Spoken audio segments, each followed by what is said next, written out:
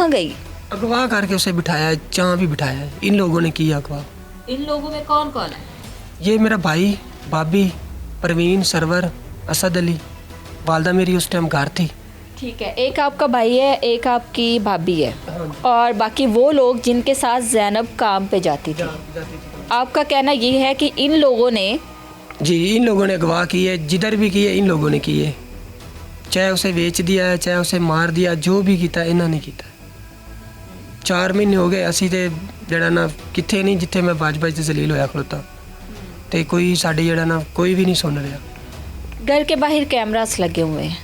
ज़ैनब जो है वो इसी घर से गई है? हाँ जी, इसे घर चू गई है। कैमरे उदो तारा कैमरे दियाँ कढ़ के गए ने।